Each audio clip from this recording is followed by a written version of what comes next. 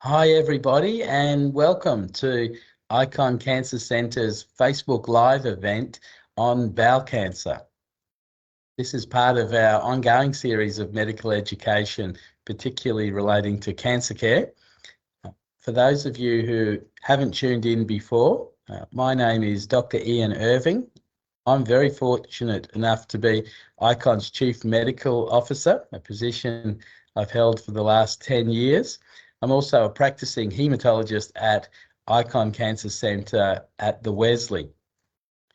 Now, every June is Bowel Cancer Awareness Month. Bowel cancer is one of Australia's commonest cancers, and as we know, cancer does not respect the calendar. And that is why we've deliberately chosen July as our time to do a segment and a Facebook Live event on bowel cancer, so we can keep the conversations and keep the education going around bowel cancer and not have it felt that as soon as we click over to the 1st of July, that bowel cancer is out of people's minds. Tonight's Facebook Live event will be recorded. The recording will be on the Icon Facebook site for the next month, and then after that on Icon's YouTube channel, along with all our other educational videos and discussions. Again, we thank everyone for joining in, and I also thank tonight's guests. We're very fortunate tonight to have three experts in bowel cancer coming to educate us around this topic. And I'll introduce each speaker now, and then we will get straight into our discussion for the first half of tonight's event. And for the second half, we would like to answer your questions. So if you're watching this Facebook Live event, please submit your questions through the chat. Try and refrain, of course, from entering too many personal medical or identifiable medical details. We don't want to get into specific medical advice, but we very much welcome any question you have relating to bowel cancer. And for the second half of tonight's event, we will go through answers to your questions. So our first speaker, Dr. Raina Froling, joins us from Icon Cancer Centres in Perth, both in Midland and Rockingham. Now, Raina is a very experienced radiation oncologist with particular expertise and an interest in the irradiation of gastrointestinal malignancies. Raina trained in South Africa and then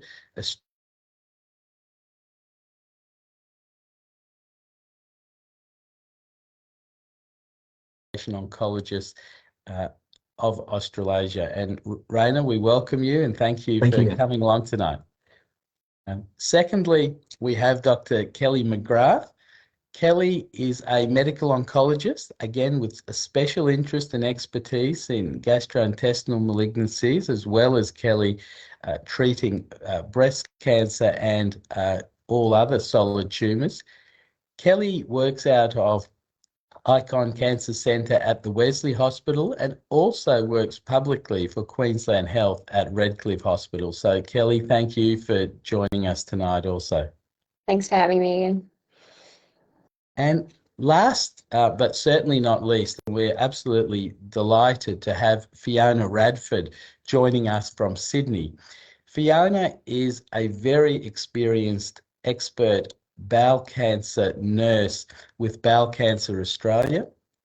Fiona did her training in the UK as well as Australia. She has a very long history of working with cancer patients, as I said, both in the UK and Australia. Icon have a special partnership with Bowel Cancer Australia, and we're delighted that she's given up her time this evening to come and join us. So thank you and welcome, Fiona. Thanks, Ian. Thank you very much for having me. Thanks. Well, we'll go straight into the discussion, and I'm going to start off with Raina and ask you, Raina, what are the signs and symptoms of bowel cancer? It's obviously a very common cancer, and there is screening available for bowel cancer. Screening being a topic we're not necessarily going to dive into in that much detail tonight, but what sort of symptoms should people be worried about that could herald the presence of bowel cancer? Yeah, Ian, thanks again for the opportunity to spend some time with you today. Like you said, bowel cancer is unfortunately a very common cancer, and knowing the symptoms is very important. There's about a 1 in 16 risk that one of us will develop bowel cancer over a lifetime. So keeping an eye out for the symptoms, which sometimes can be vague, is very important. The big symptoms that are always mentioned is if you're passing blood in your stools, blood per rectum. That would always be a major red flag. And then along with that, changes in your bowel habit. So alternating constipation and diarrhea, or excessive bloating that doesn't go away. Sometimes the symptoms might be vague and present for quite a while. Other symptoms such as weight loss, feeling tired, which you can't explain. If your doctor might diagnose an anemia, which I think might be due to blood loss that you couldn't see. And then also, if you notice any unusual lumps or bumps in your stomach area and the abdomen, or in other parts of the body, all of these would need to be looked at. And it's important to seek out your GP or any one of your trusted medical team to investigate these symptoms if they occur. Sure. No, that's very helpful, and you've given us there a fairly wide range of symptoms. If patients were suffering those symptoms and they presented to their GP, what sort of tests might their general practitioner undertake to go looking for bowel cancer? How do you diagnose bowel cancer? Yeah. So the most common and most effective way is with direct visualization, with commonly something called a colonoscopy, with a camera that's inserted into the bowel. Because most bowel cancers start in the form of small polyps and then develop over years. This is a very effective tool to visualize the inside of the bowel and diagnose any lesions that might look abnormal. These lesions, if they are, for example, if they are polyps, they can be resected and then looked at under the microscope. But if they do find anything that looks more sinister, a biopsy can be taken, and that can then allow an accurate diagnosis. And there are other ways that patients could be investigated. There are a similar test, but it's only done with a CT, for example. So there are different options that your GP can discuss with you. Right. No, thank you, Raina. And as you say, colonoscopy and potentially biopsies is a fairly routine investigation now, and very safe, and there is anaesthetic used, and so certainly painless, and people shouldn't be scared of colonoscopies. I did mention at the outset, of course, there is a government-funded screening program for bowel cancer prevention, and certainly I'd encourage everyone who is eligible to take up the offer of screening. It's not something we're going to talk too much more about tonight, but prevention is always better than cure. Yeah. I guess when it comes to cancer, the next best thing to prevention is an early diagnosis. You've gone over the symptoms very nicely, and the investigations with the colonoscopy. Going over to you, Kelly, could you give us an outline of how early stage bowel cancer is treated? Yeah, absolutely. Look, the cornerstone of treatment for early stage bowel cancer is to remove the cancer. That's usually done by a surgeon. The surgery, you need to get a good sort of surgical outcome, we look at removing the tumor, but also removing a good number of lymph nodes. And the reason that we do that is to realistically, to not just to try and remove all of the cancer that we know exists, but also to give us a bit of an idea of whether we're worried about it having spread or not. So surgery is by far and away sort of the best thing we can do for early stage colon cancer. What we do in and around that then is quite variable depending on how people present with either with their cancer or once we have that surgical specimen. Sure. Surgery doesn't always mean a permanent colostomy, does it? No, that's right. Look, in a large number of cases, it involves resection of the tumor itself and then putting the sides of the bowel that are left on either side of that removed tumor back together. So sometimes, depending on where it's located and the situation of the frailty of patients or how they present with their bowel cancer, sometimes they need to have a stoma, and that's the safest option for a couple of reasons. But where it's possible, there'll definitely be an anastomosis where the bowel is reconnected to itself. Yes, and the surgeons, I mean, they're they're very skilled these days, and as you say, Absolutely. that is done, yes, Yep. routinely, and it's amazing sometimes how quickly people recover from these Yes. Yeah. surgical events. Yep. Can I just ask, you mentioned that at the time of operation to treat early stage bowel cancer, if say 1 or 2 out of 20 or 25 lymph nodes were involved, how would that be addressed then often by you and your medical oncology colleagues that would then be managed? Yeah, it is. There are lots of intricacies into how that's done. It will depend on the size of the tumor, whether it's perforated the bowel wall prior to the surgery, like as you said, the number of lymph nodes that are involved. When we're talking about essentially when people come to see a medical oncologist in the setting of this type of bowel cancer, what we're looking at is reduction in the chances of recurrence. So we're looking at adding some chemotherapy, what we call adjuvant therapy. So that's chemotherapy that happens after a surgery to reduce the chances of things coming back. The higher the risk the tumor is at resection, the more likely we are to offer chemotherapy to people. And again, the even higher risk, we'll offer more than one agent. So it is dependent not only on the stage that it's found at, but again also the person the patient really.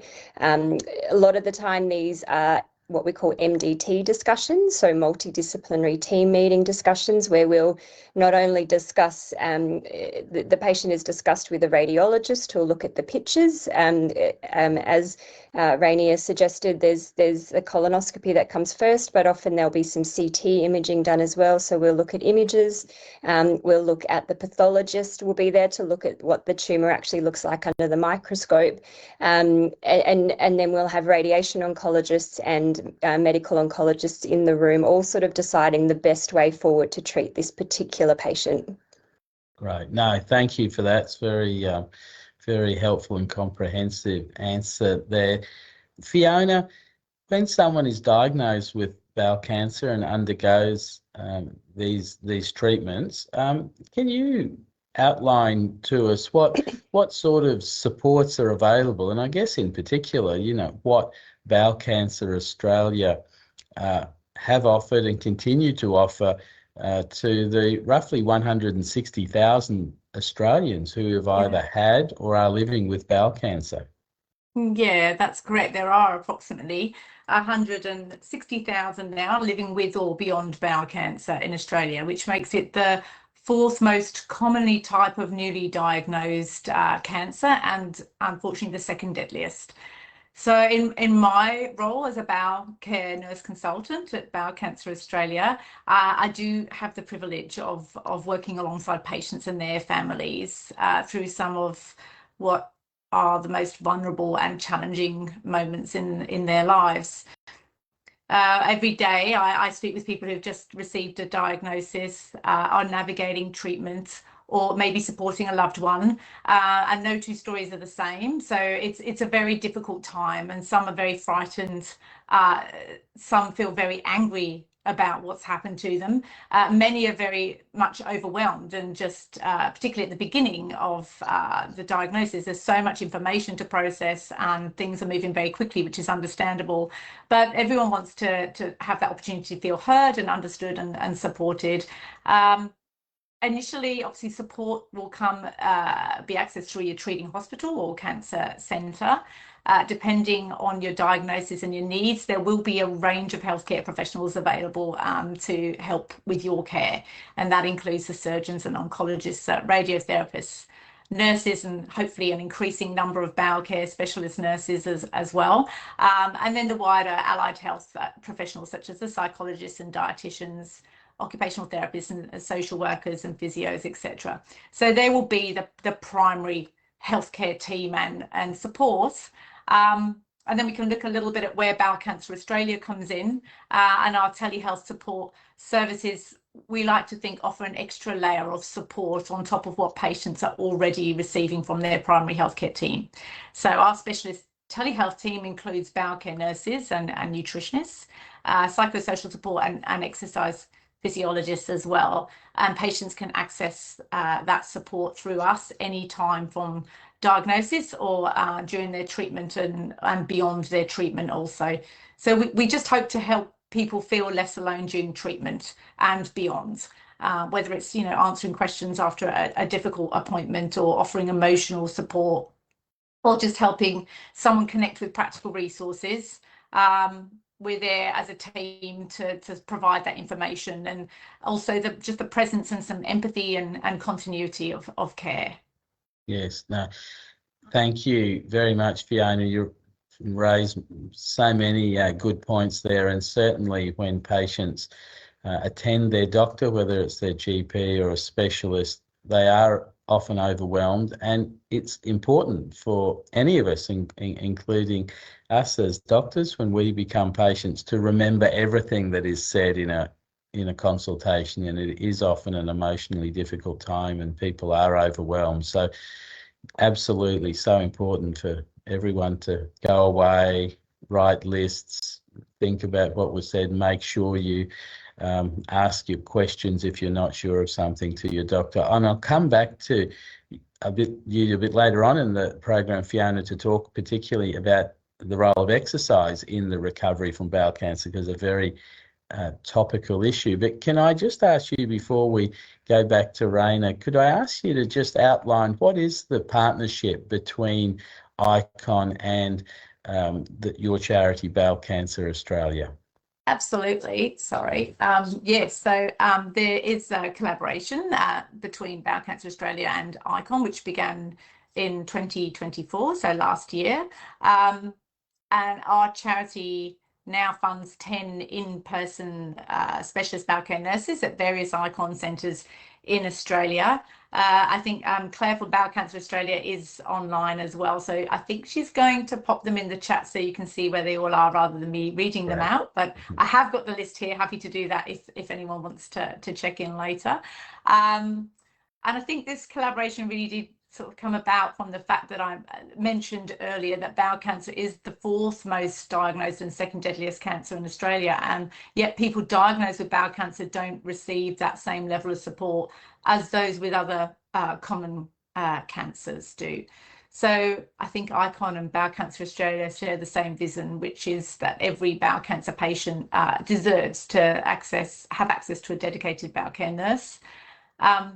And the program is 100% community funded. Bowel Cancer Australia just continues to raise funds as well to be able to expand that program so that all patients can eventually have that dedicated in-person clinical and emotional support when they really need it most.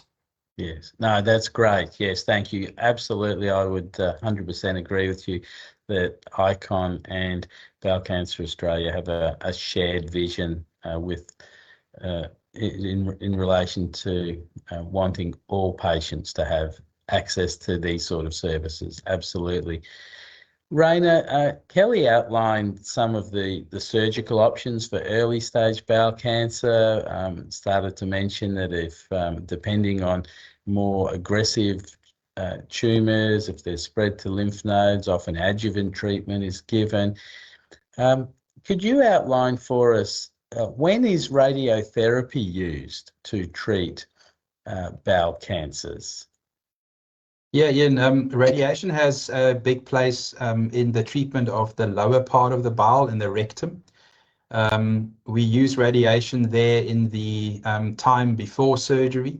Lots of studies have shown that by doing that, we can reduce the risk of recurrence compared to surgery alone. So it has a very important role to play in that setting to make the success of treatment higher going forward. And treatment, like Kelly has said, is given in conjunction with multiple other specialists, the surgeons and the medical oncologists, because very often we use chemotherapy and radiation together pre-operatively, so before surgery, for patients with rectum cancer. And they would then go for surgery, and then possibly after that, depending on the results from the surgery, they might have more chemotherapy options. There are also new ways of bundling all the treatment in before surgery. This is called total neoadjuvant treatment, where patients would get radiation treatment and all their chemotherapy before they have surgery for the rectal cancer. And this is done to reduce the risk of recurrence, to make surgery more successful, and also to improve long-term outcomes for patients. And there's a subset of patients by doing these pre-operative before surgery treatments who can be downstaged, and that means that they might be able to have more successful surgery and possibly sparing the lower part of the colon where the sphincters are, so that they don't have to have a permanent colostomy. No, excellent. No, thank you for that. And what is the success of neoadjuvant treatment and then surgery for rectal cancer? What are the sort of survival rates people can look forward to with rectal cancer these days? Yeah, so it very much depends on the stage at which the cancer presented. So early stage cancers that might only need surgery naturally have a better prognosis than cancers that are diagnosed at a more advanced stage, where the cancer has grown through the entire rectum or the colon and involving the lymph glands. We still find that for early stage, the success rate is sitting somewhere between 80 and the high 90% for stage 1 tumors. And stage 3, and that usually means tumors that have involved the lymph glands. Their 5-year survival for patients can range in the 70% mark. So there's a large group of patients who have successful treatment, but the key really is to detect these tumors early, because that really affects prognosis. Right. So much improved survival figures, but as Fiona has alerted us to, still potentially deadly cancer than rectal cancer. When you're doing radiation like you've described, Raina, prior to surgery, does it make the surgery more difficult? How does the surgeon go operating on someone who's had radiotherapy in the preceding months? Yeah. So there has been the notion from surgeons that due to radiation, there may be some scar tissue that develops over time that might make surgery more difficult. But a lot of the studies that have been done that looked at using treatment before surgery and compared it to using treatment after surgery suggested that the complication rates are very similar.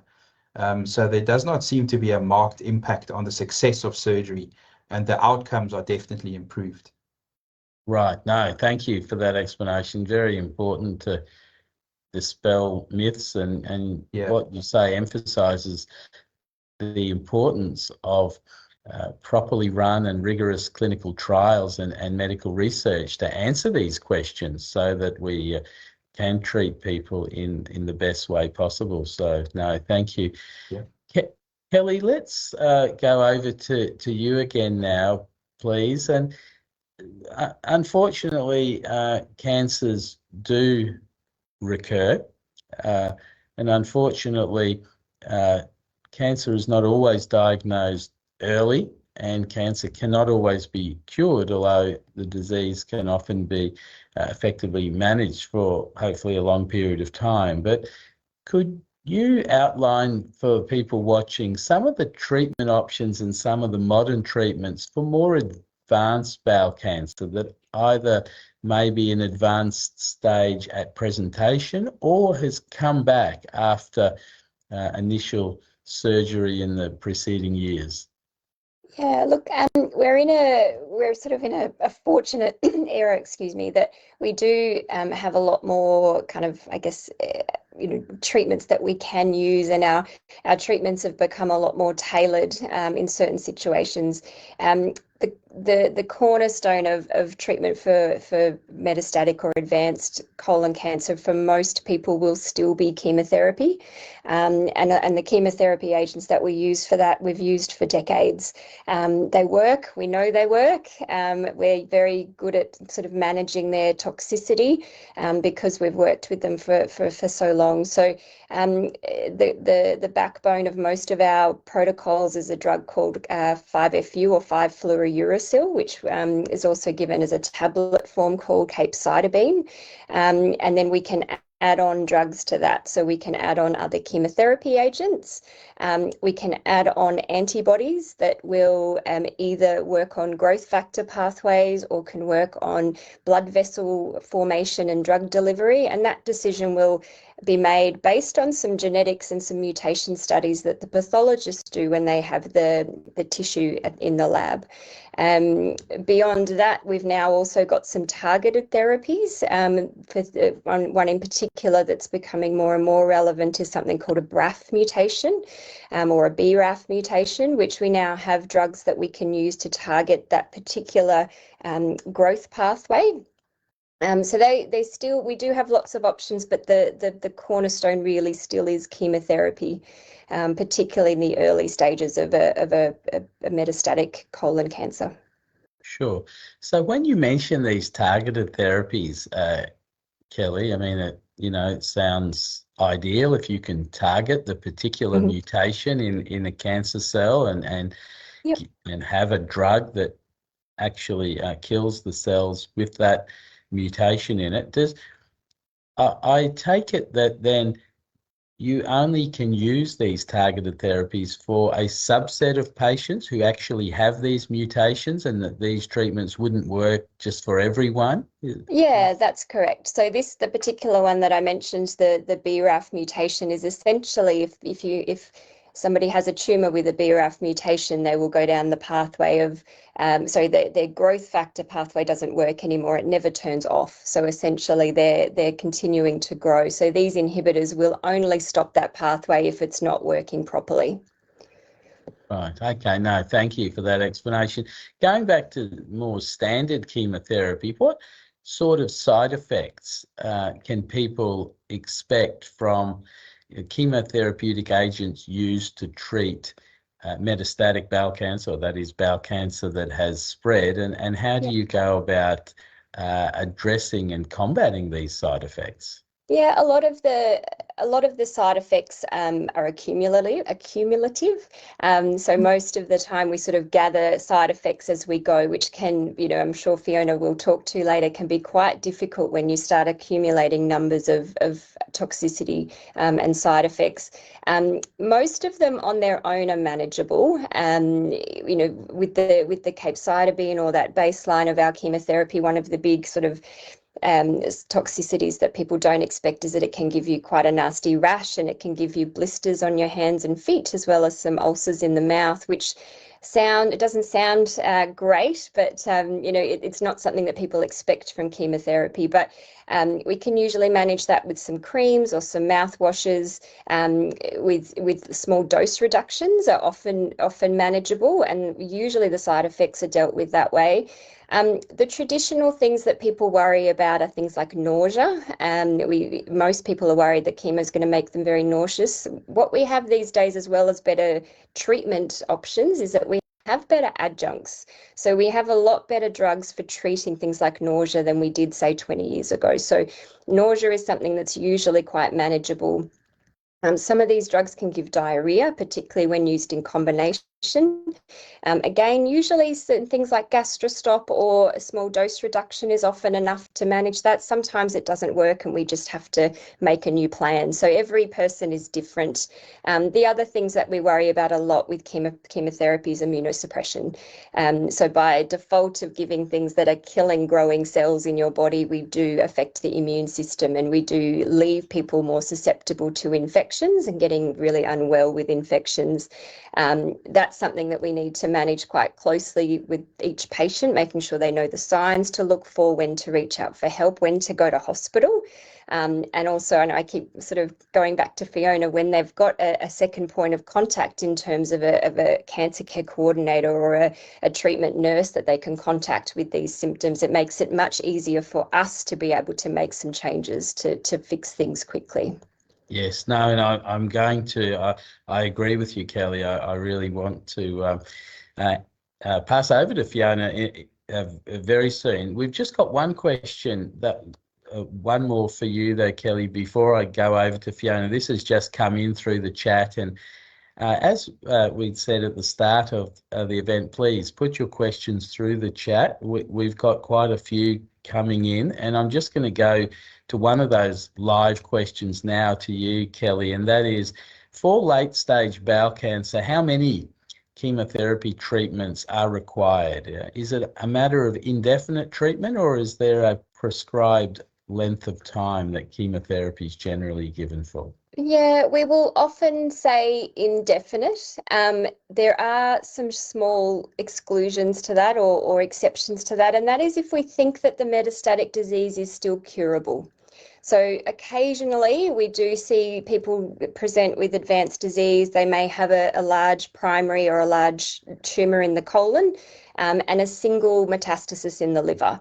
In those cases, we can still aim for cure, even though it's advanced, and we will often do what we call neoadjuvant treatment, which is treatment prior to surgery, and that is with the aim of downstaging the cancer so that we can try to aim at a curative intent surgery, which may mean both resection of the primary and the metastatic deposit.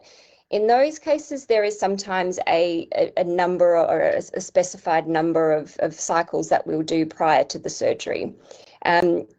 In the vast majority of cases with metastatic disease, though, that present with unresectable disease, it is indefinite number of cycles, but we will often try wherever we can to give treatment breaks, where it's safe and where we think that the person really either needs a break or has earned a break through being on these treatments for as long as we've got a decent sort of tumor response and a safe situation to give somebody a break. But unfortunately, in the majority of those cases, when we do that, we do then get some progression back again, and we have to go back on treatment. So in most cases, we say it's indefinite.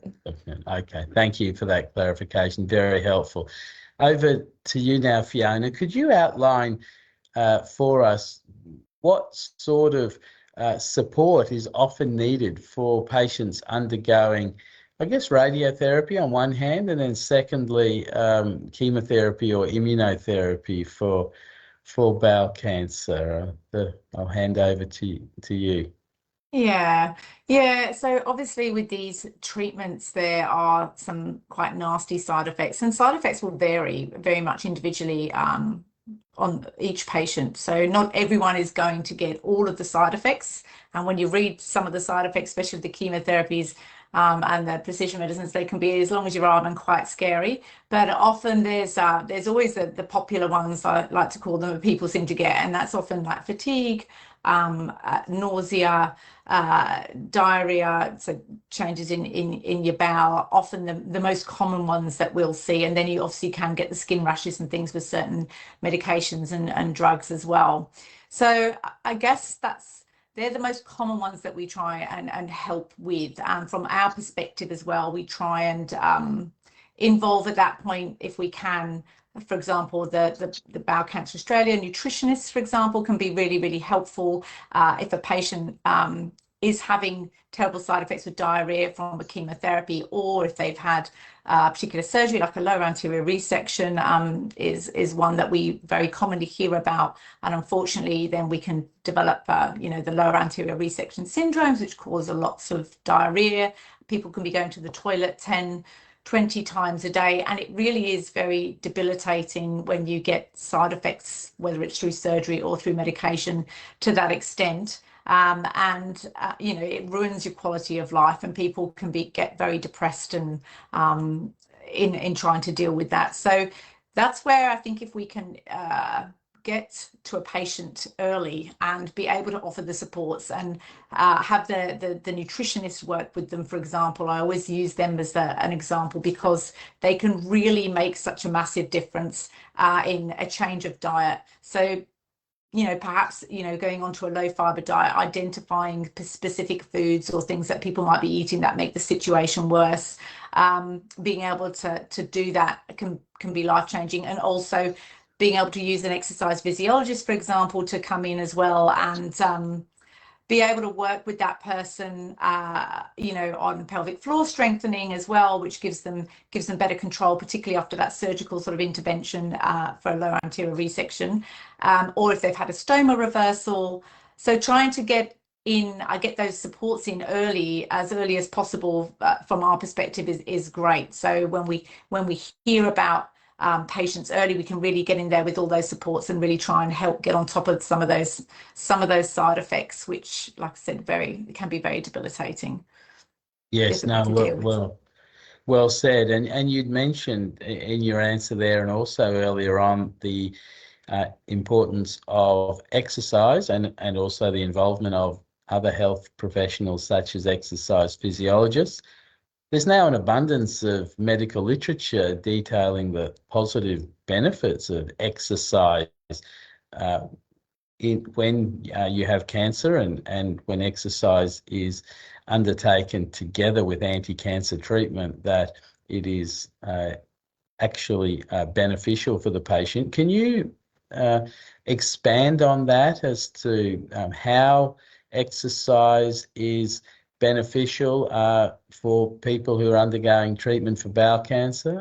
What sort of exercise should they be doing, and when? So I think people would love some specifics around exercise. Yeah. Look, obviously, yes, like you said, there's a lot of research and recent research that's come out really supporting the benefits of exercise. We all know it's good for us, but now we know it's good for us in that cancer space as well. And that's before a diagnosis, it's during a diagnosis as to what you can manage, and then also after your diagnosis.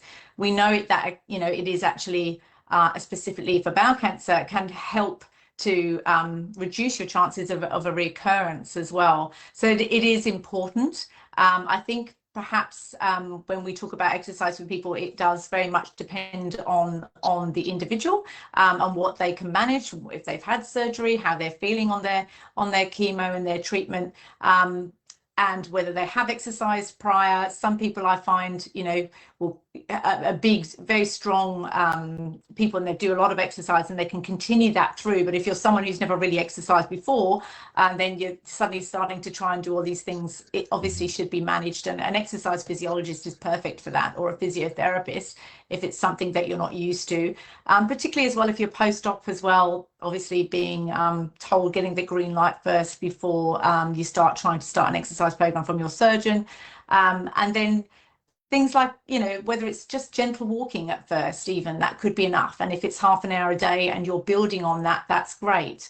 And then if you can manage some light weights to strengthen, which also counteracts some of the side effects as well from the chemotherapy, that's fantastic. So it really is about what you can manage. And I think it can feel quite overwhelming, particularly if you're not someone who has exercised before, and if you're not feeling 100%, having that support from an exercise physiologist or a physio to really help you. And like I said, they're professionals, they'll get you started. That's fantastic. I think that's really very important, and there are a lot of benefits. Thank you. Yes, there are. Certainly, as I said at the start, there's just so much in the literature now about the benefits of exercise.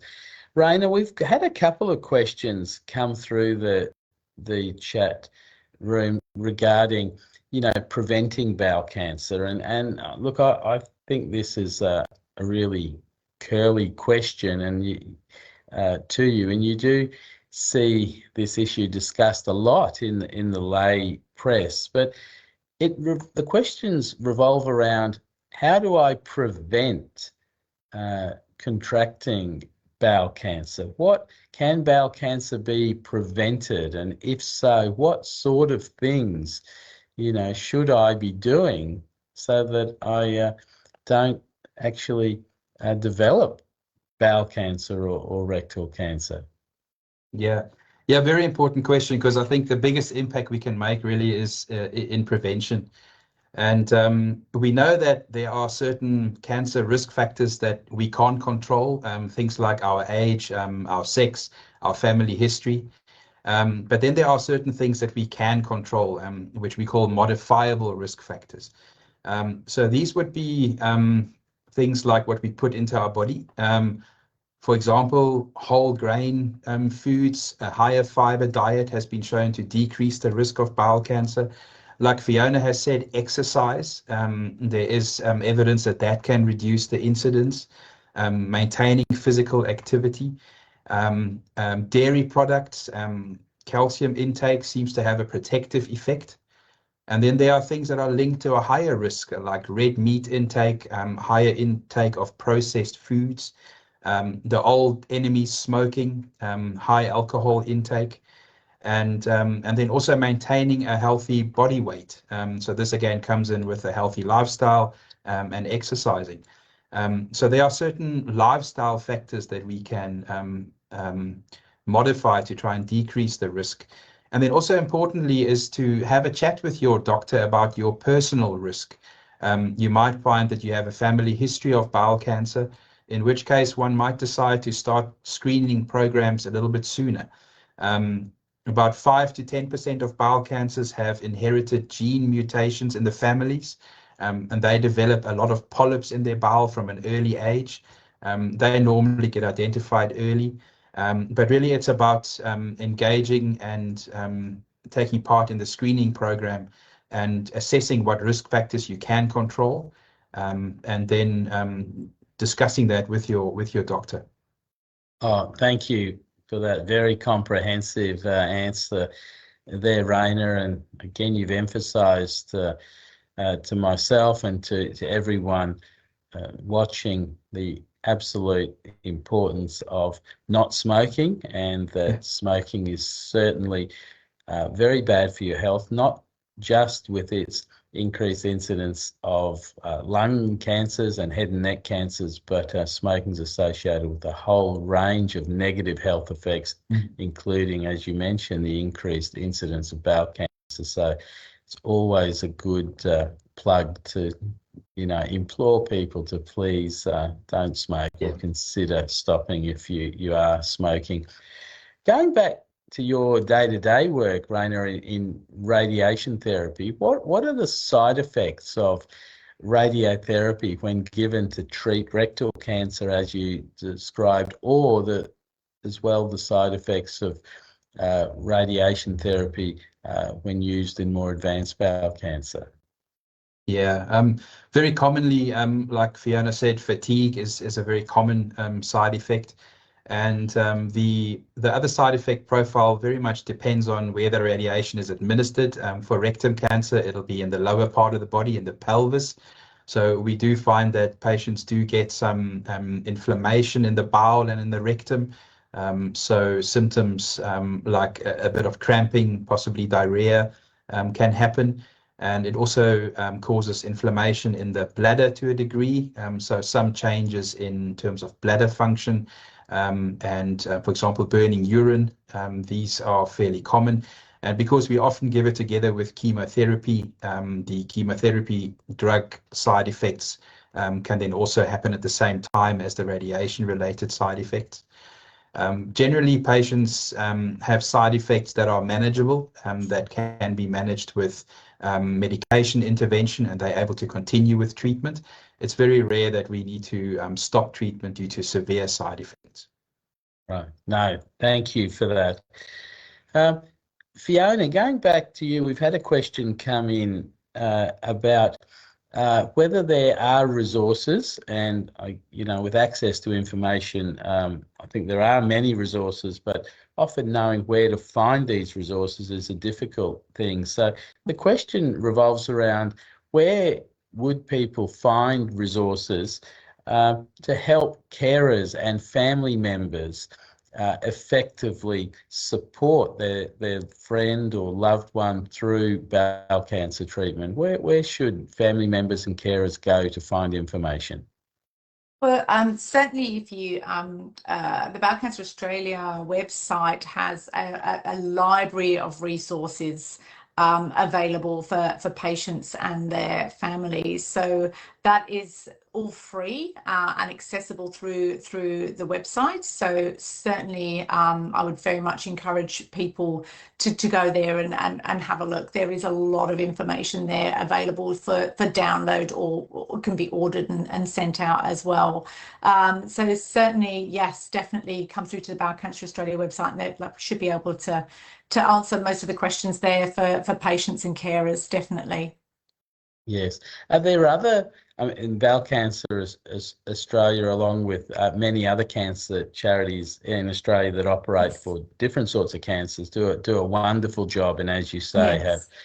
have great information. I know in my own specialty, the Leukemia Foundation, have been brilliant for many, many years now, putting out education brochures for patients and their families. What other, so apart from Bowel Cancer Australia, what other sort of websites or where else should people go looking on the internet for reputable information about bowel cancer? Yes, so the Cancer Council have a large range of resources available as well. So they pretty much cover every topic for all cancers. So definitely the Cancer Council also have some very reputable, good resources available too. Excellent. No, thank you. Now, Kelly, we've had a question coming in asking, is there a difference, or what is the difference between bowel cancer, colon cancer, and rectal cancer? Are you able to clarify the terminology for us, please? We kind of use them all interchangeably, really. I mean, we call bowel cancer colorectal cancer, which encompasses the colon and the rectum. So really, it's the broad term for the colorectal cancers, I guess, is the bowel. Yep. We have a large bowel and a small bowel, but when we talk about colorectal cancer, we're talking about the large bowel. Right. Okay. No, and then the rectal cancer, obviously referring to the lower part of the large bowel, the rectum. That's correct. Yep. Yep. Kelly, we also had some questions come through about clinical trials for bowel cancer. Would you like to outline, I guess, what are clinical trials, and then some examples of ongoing clinical trials in bowel cancer that you may be involved in Australia? Yeah, absolutely. Look, trials are fantastic. They are where we get our information from in terms of new treatments, in terms of repurposing some old treatments. Depending on where drugs are in their trial pathway, will sort of determine what kind of clinical trial things are. So essentially, some trials are designed at working out whether a drug has efficacy and whether it's safe. They're called early phase clinical trials. And the later phase clinical trials are more designed to try and lock down the data, like we've talked about with, I think Raina was talking about this total neoadjuvant treatment for rectal cancer is the sort of that came from later stage clinical trials where they treat thousands and thousands of people to not just show us that it works, but also show us how well it works and how long it works for. So there is a spectrum of phase trials from the very early ones to the later ones. Most of the trials where the trial pathway tends to happen is that if there's a new drug that's coming into the area, it will start off at a later phase. So most of the trials where we're sending people to for newer drugs are when they've really exhausted the current lines of treatment. And then as we find that a drug works in that space, it kind of moves its way up through the treatment pathway. So something might come in as what we call a third or a fourth line treatment, so something that falls behind all of the things that we know work, and then as it gets efficacy data, it moves its way forward. So most of the very early phase trials will be once you've failed the currently existing trials, existing treatments, I guess. The best way to look at trials is really to talk to your oncologist, your radiation oncologist, whoever's involved in your care locally, and they'll be able to tell you what trials are running, either locally or you can expand out further. But it very much depends on where you are in your treatment journey, whether you're early or later in the journey as to what trials might be relevant. But always ask the question. Yes, no, thank you for that, Kelly. Now we're coming towards the end of our segment tonight. It's been wonderful, and again, I thank Fiona, Raina, and Kelly for coming along tonight, giving up their time to educate us all about bowel cancer.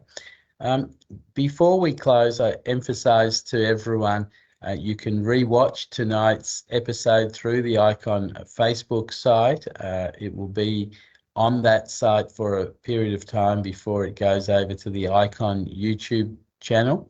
For those of you who put through questions, thank you. It's great to have questions to stimulate discussion. There will have been some questions we just haven't had time to answer, and we'll attempt to put answers to those questions that we haven't got around to discussing tonight on the transcript from tonight's event that also will go on the Icon Facebook site. So just before I sign off, I will go around to our three guests asking if there's any last minute message and what they would like to convey to the listening audience about bowel cancer. So let's start with you, Raina. Do you have a last word for people, please? Yeah, it's just to encourage people of all ages to chat with their doctor about their risk factors. We're seeing colon cancers in younger patients under the age of 50, sometimes in the 40s. So even younger patients should take the ability to screen their risk and to address their risk seriously, and it could stand them in good stead. Yes, no, excellent advice, and it's excellent advice for people of all ages, and also, of course, for ourselves as medical practitioners, that everyone should have a general practitioner, a regular doctor that you can see and who can attend to both your health problems, but also to your preventative health. I mean, we've got such a high standard of healthcare in Australia, and a large part of that is due to such an effective and skilled general practitioner workforce. And so, as you say, availing yourself of not only the screening but also preventative healthcare generally by having a GP is so important. Kelly, have you got a bit of last minute advice for those watching tonight? Yeah, I think, as Raina said, that we're seeing more and more young bowel cancer, but I guess once we sort of pass that diagnosis and you're seeing a clinician, my suggestion would just be to continue to ask questions about your treatment, about what comes next, about the plan, any questions about your treatment. Please ask the questions, because we are very happy to answer them, and it does make it easier for us if we know where there are problems or where there are questions. So please just continue to question your clinicians with anything you've got that you're worried about. Yeah, absolutely fantastic advice. And what both of you have said is just so apposite for and so important within this space, but also within medical care in general. As you say, Kelly, I mean, a diagnosis of cancer nowadays it is not a death sentence. There are so many good treatments for cancer. All sorts of cancers are very treatable, and people are living longer and longer with their cancer, or even being cured from their cancer. So it's more important than ever that we view cancer care as a journey, and that's a shared journey between the family and carers, the patient, and their health practitioners, the medical specialists and general practitioners looking after the patient. It's a shared journey, and as you've emphasised, the dialogue and the consultations between patient and doctor are so important, and it's vital that questions are asked and that there's good understanding and empathy between both parties. It's not merely a matter of following a recipe and turning up for treatments. So great advice. So the last word of tonight goes to Fiona from Bowel Cancer Australia. We're very proud to have our partnership at Icon Cancer Centres with Bowel Cancer Australia to provide support for people undergoing treatment, which is often arduous, although it is much improved, and there are various medications to manage side effects. The support that Bowel Cancer Australia provides with their education material and specialised nurses is absolutely vital. And again, we thank them for coming along tonight. So the last, in the spirit of that partnership, the last word goes to you, Fiona. I think really probably just to say that, please do reach out for support early, particularly if you are struggling with side effects or any concerns or symptoms. Please do reach out earlier. I think that the early that we can kind of be in touch with people and get those supports in place, the better it is for them. And really there's lots that we can do, and often people just don't know, and it's just being able to get that information across, and it can make such a difference. There's nothing worse than speaking to somebody 12 months down the track that's been putting up with some awful side effects from treatment or surgery, and knowing that we could have really kind of made a difference a bit earlier for them, because it does affect that quality of life, and it can be really debilitating. So please do reach out early, and yeah, we're happy to help and listen, and be there for you. We do have that time, being outside of a hospital setting. I think that we do have that luxury of time, so we do want to help and support. So yeah, just reach out to us. Yeah, thank you, Fiona, for those words of advice, and of course thank you for joining us tonight. The old adage, a stitch in time saves 9, is quite correct. And please, with whatever symptoms you're having, don't wait until the symptoms are huge or very problematic before reaching out. Excellent advice. So that brings us to the end of tonight's event. Thank you, everyone, for watching. Thank you to Phil, Anna, and our technical team, as always, for making the event run smoothly. The recording will be on Icon's Facebook site and then Icon's YouTube channel. Once again, thank you for your questions. Thank you for tuning in. And Raina, Kelly, and Fiona, thank you for being our guest tonight. It's been wonderful talking to all three of you. Good night. Thank you all. Thank you. Good Thanks, night. Anne. Good night. Good night.